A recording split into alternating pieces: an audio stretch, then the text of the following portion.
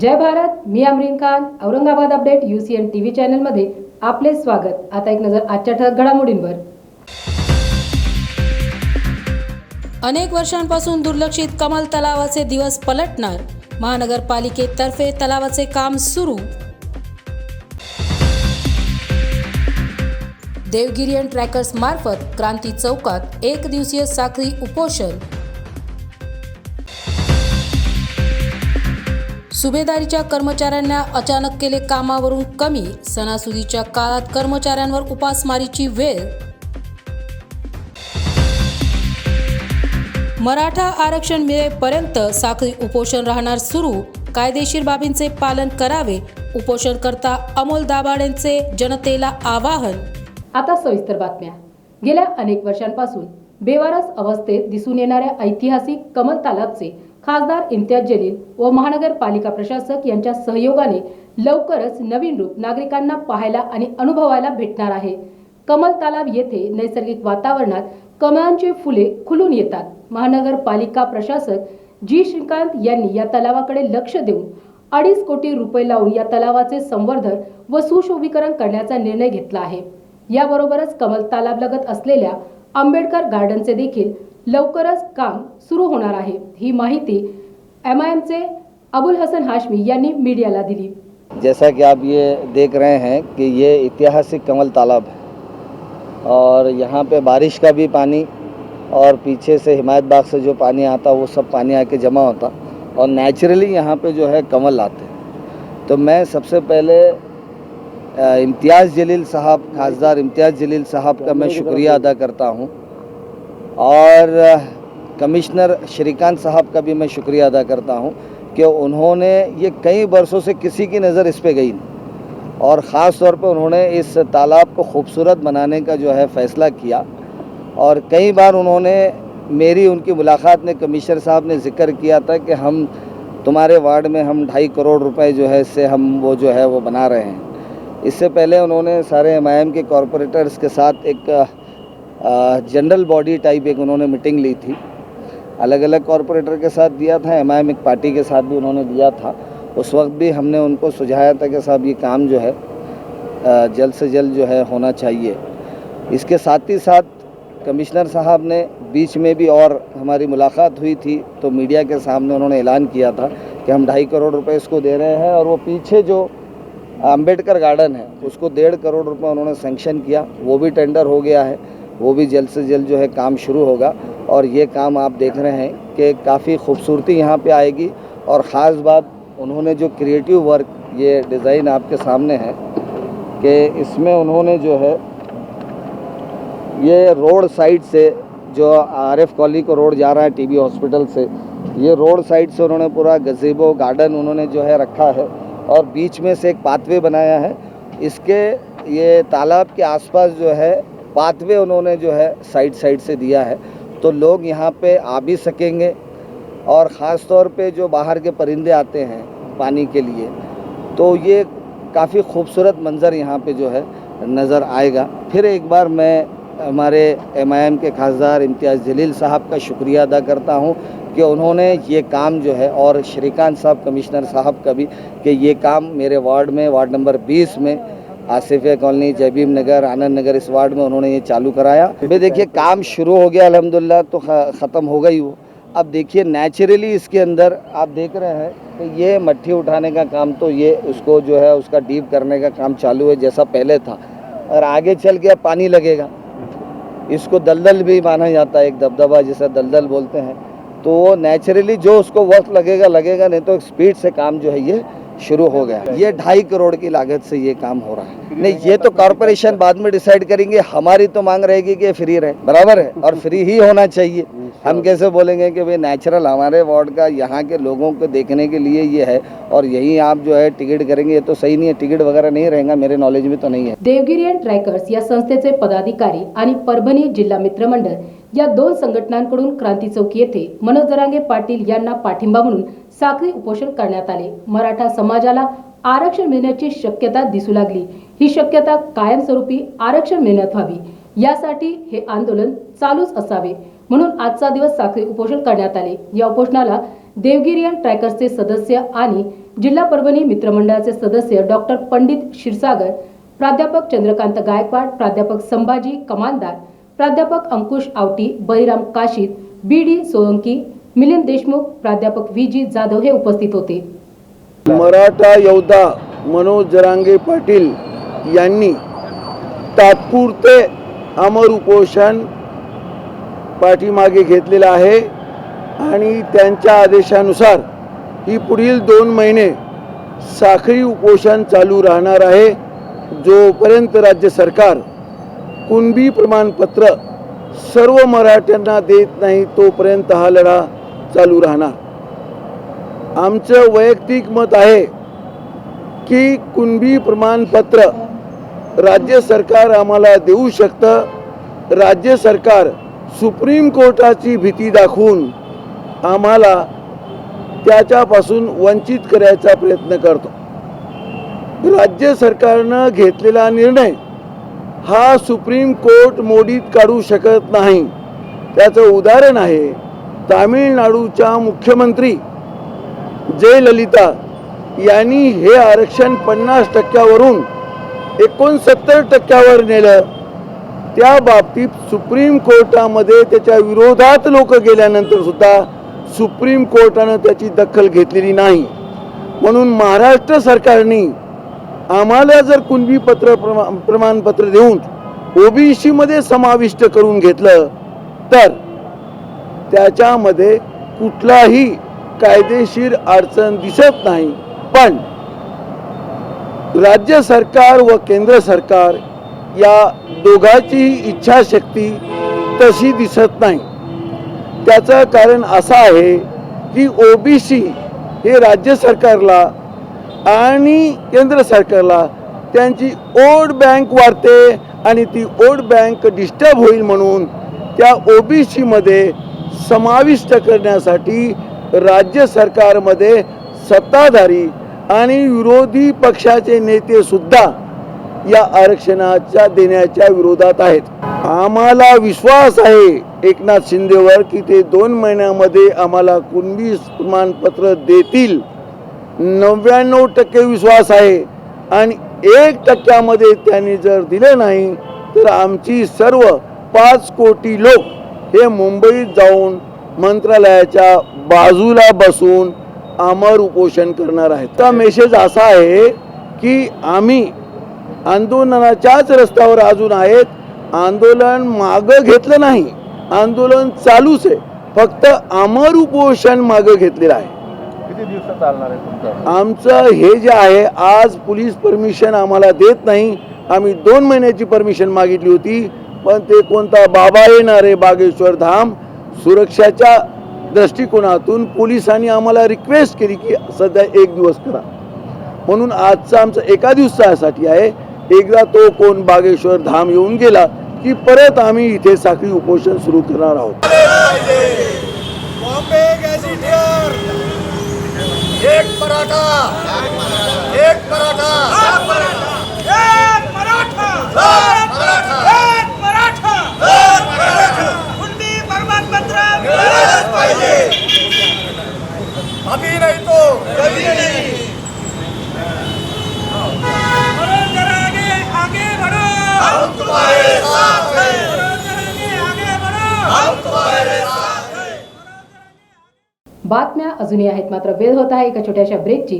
कुठे जाऊ नका, पाहत राहा Aurangabad update UCN TV channel. A to Z शिलाई मशीन सेल्स अँड सर्व्हिसिंग आपल्यासाठी दसऱ्यानिमित्त घेऊन आली आहे एक विशेष ऑफर. आपल्याकडील जुनी शिलाई मशीन घेऊन या आणि आमच्याकडील नवीन शिलाई मशीन घेऊन जा. मग वाट कसली बघताय, लवकरच आमच्याशी संपर्क करा. आमचा पत्ता आहे A to Z शिलाई machine sales and servicing, Roxy corner, Paithan gate. Reliable internet की है तलाश? तो जुड़िए UCN ब्रॉडबैंड के साथ, जहां मिले आपको 10 Mbps से 1000 Mbps हाई स्पीड इंटरनेट. शुरुआती पैकेज सिर्फ 250 रुपए से. पर चलाना है घर का हर डिवाइस एक ही स्ट्रीमलाइन कनेक्शन के साथ, तो सजेशन है हमारा, चुनिए minimum 100 Mbps truly unlimited plan. Choice आपकी, सर्विस हमारी. UCN broadband, let's get connected. Break पुन्हा एकदा आपले स्वागत. सुभेदारी विश्रामगृह येथील कार्यरत कर्मचाऱ्यांना विना नोटीस कामावरून काढून टाकण्यात आले आहे. हे कर्मचारी गेल्या 15 ते 20 वर्षांपासून येथे आपली सेवा बजावत आहेत. सध्या सणासुदीचा काळ असताना पूर्वसूचना न देता कर्मचाऱ्यांना कामावरून काढून टाकल्याने त्या कर्मचाऱ्यांचे व त्यांच्या कुटुंबाचे आर्थिक हाल होण्याची शक्यता दाट आहे.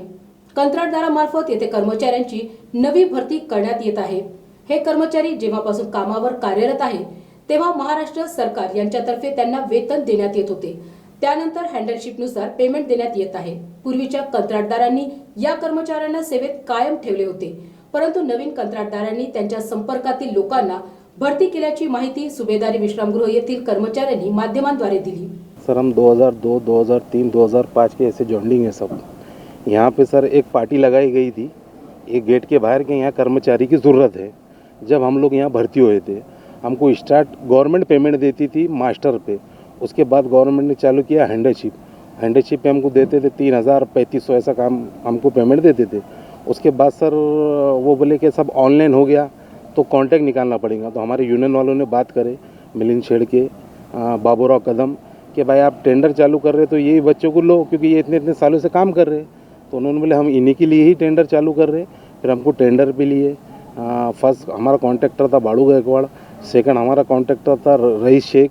उसके बाद अभी नया कॉन्ट्रैक्टर आया जिसने हमको काम पे नहीं लिया. उसकी वजह लेने सिर्फ अधिकारी को मालूम है सर, क्योंकि वजह ये है हमारा शासन को 1 से 2 बार हमारा प्रस्ताव गया कि ये कर्मचारी को हमको ज़रूरत है इनको परमिट करो. उन्होंने हमको परमिट करी नहीं. फिर हम लोग कोर्ट में गए. हमारे पास बात था स्टे की कॉपी है. हम लोग कोर्ट में 10 सालों से इनके खिलाफ लड़ रहे हैं. अब पता नहीं सर इन्होंने हमें काम से क्यों निकाले. अभी सर हम जा रहे हैं एसी साहब के पास, एक्झिक्युटिव्ह साहब के पास. हमारे युनियन वालों ने हमको बुलाया है. आम्हाला अधिकारी लोकांकडे एकच विनंती आहे की आता दिवाळी सण समोर आहे आणि बरेचसे लोकांचे मुलं शाळेमध्ये आहे. त्यांना शाळेमधून मेसेज पण येतो, दिवाळी सण पण समोर आहे. ते अधिकारी लोकांकडला एकच विनंती आहे की त्यांनी कॉन्ट्रॅक्टरला सांगावे की ज्यांनी जे कॉन्ट्रॅक्टरनं जे भरती केलेले आहे त्याच्याच घरची मुले. आम्ही इतक्या वर्षापासून इथं काम करतो, आम्हाला अनुभव आहे कामाचा. इतक्या वर्षापासून आम्ही ते सेवा दिलेली आहे. त्याचा हा त्यांनी अधिकारी लोकांनी त्याचा आम्हाला हा फैसला दिला का आम्हाला कामावून कमी करून. त्यांनी त्याच्या भावाला त्याच्या साल्याला त्यांनी कामाला लावले. इतक्या वर्षापासून आम्ही इथं काम करतो, त्याच्या अधिकारी लोकांनी आम्हाला हा शिला दिला का. तर कोणी 20 वर्षापासून, कोणी 15 वर्षापासून, कोणी 10 वर्षापासून, गेल्या अनेक वर्ष मी अजिंठा बिल्डिंगमध्ये गेल्या 9 वर्षापासून काम करतो. पुढचं पाऊल आमचं असं असेल की आता आम्ही चाललो ऑफिसला. आमचे युनियनचे अध्यक्ष कदमदादा शेळके अण्णा तिथं आहे. ते आम्ही एसी साहेबाला साहेबाला भेटणार आहे. तर आमच्या अधिकारी लोकांना एकच विनंती आहे की त्यांनी असा अन्याय अत्याचार नाही करावा आमच्यावरती. की आम्ही गेल्या अनेक दिवसापासून इथं काम करतो. आमच्याकडं मोठमोठ्या आमच्या शासकीय याच्यामध्ये आमच्या नावाची एंट्री आहे. हम यहाँ पे कम से कम 20 साल से हम लोग यहाँ पे काम करते. पहले हमको अंडरशिप पे ये डिपार्टमेंट पेमेंट देती थी, PWD हमको अंडरशिप पे पेमेंट देती थी. फिर वो चेंजेस होने के बाद में अंडरशिप बंद हो गया, GR चेंज हो गया. तो उन्होंने हमारे कामगार संगठन के हमारे कदम दादा शेख अन्ना है, इन्होंने भगत साहब एग्जीक्यूटिव इंजीनियर भगत साहब से मिलके हमारे लिए टेंडर चालू करे थे कि इनको टेंडर चालू करो, इनकी पेमेंट चालू हो जाएंगी, रोज़गार इनको मिल जाएगा, इनका जो काम कर रही है कंटिन्यू यहाँ पे रहेंगे. तो जो पहला टेंडर ठेकेदार आया था उसने हमको काम पे रखा, दूसरे ठेकेदार आया उसने हमको काम पे रखा. अब तीसरा ठेकेदार ये जो अधीक्षक अभियंता बड़े साहब और कार्यकारी अभियंता एरेकर साहब, इन्होंने मिलके इनको यहाँ पे जो लाए हैं और उन्होंने हमारे पे अत्याचार कर दिए. उन्होंने उनके लोग लगा दिए और हमको उन्होंने काम पे से निकाल दिए. काम पे से निकालने के बाद हमारे पे अभी भूखमरी की वेळ आ गई. हमारे बच्चे स्कूल में जाते, उनकी फीस भरने के लिए हमारे पास पैसे नहीं है. हमारा घर चलाने को, हमको खाने को हमारे पास पैसे नहीं है. इसलिए आज हमने ये काम यहाँ पे बंद कर डाले. तो हम आपके चैनल को यही विनंती कर रहे हैं कि आप उनको पूछिए, क्योंकि हम पूछने जा रहे हैं तो वो हमको बोलते हैं कि हम तुमको काम पे लगा रहे हैं, हम ठेकेदार को तुम्हारी लीज दे रहे हैं, तुम वहाँ पे चले जाओ, जितने तुम 13-14 लोग हैं जाओ वहाँ पे जाके ठेकेदार से काम करो. यहाँ पे आके हम ठेकेदार से बात करते तो वो बोलता है कि नहीं, मैंने मेरे घर वालों के जो मेरे भाया है उनके लिए ठेका लिया, 12 लोगों का ठेका मुझे मिल चुका है और मैं उनके आगे किसको लगाऊंगा नहीं.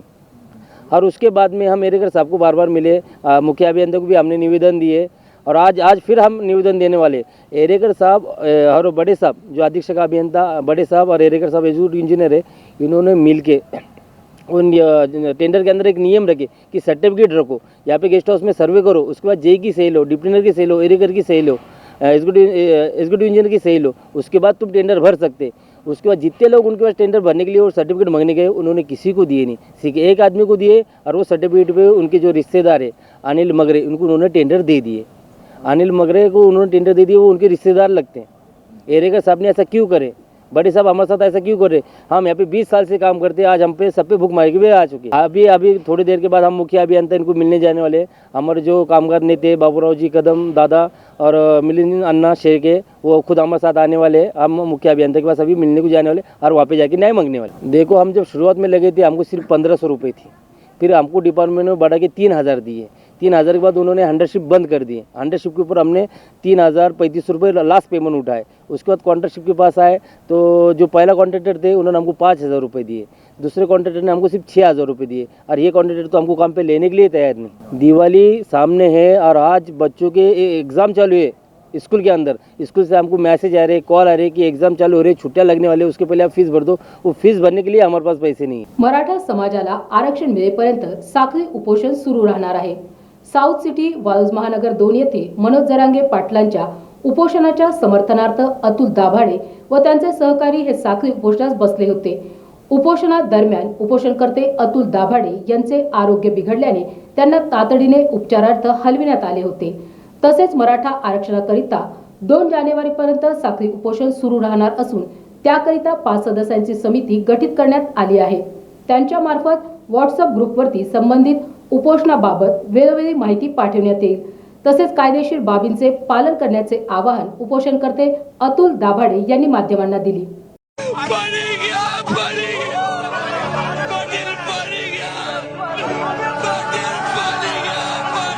शोधू कुठार भाऊ कसर मीच स्वतःला भाऊ कसर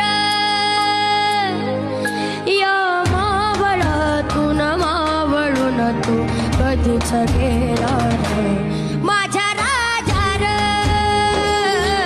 माझ्या शिवभार माझ्या राजार माझ्या शिवभार माझ्या। जय शिवराय। मनोज दादांनी आज जे सरकारी यंत्रणेंना यश आल्यासारखं थोडंसं उपोषण त्यांनी स्थगित करून 2 जानेवारीपर्यंतचा वेळ सरकारला दिलेला आहे। परंतु साखळी उपोषण हे जरांगे दादांनी सांगितलं आहे की तुम्ही सुरू ठेवा। त्याचप्रमाणे आत्ता आपण सगळ्यांनी मीटिंग घेऊन आणि त्यावरती असं ठराव मंजूर केलेला आहे की आपण हे साखळी उपोषण 2 जानेवारीपर्यंत आपण चालू ठेवणार आहे। त्याविषयीची संबंधित नियमावली आपल्या ग्रुपवरती व्हॉट्सअपच्या ग्रुपवरती पर्सनल फोन करून दिली जाईल आणि या संदर्भात एक 5 सदस्यांची समिती आपण गठीत केलेली आहे। सर्व कायदेशीर कारवाई, कायदेशीर बाबी व सर्व नियम अटी ह्या ग्रुपवरती ती समिती आपल्याला देईल, त्याप्रमाणेच आपण वागायचं आहे। आणि जास्तीत जास्त संख्येने रोज संध्याकाळी शिवरायांच्या आरतीसाठी 8:30 वाजता आपण वेळात वेळ काढून या ठिकाणी हजर राहायचे आहे। बाकी सर्व नियमावली आपल्याला आपण व्हॉट्सअप ग्रुपवरती देऊ।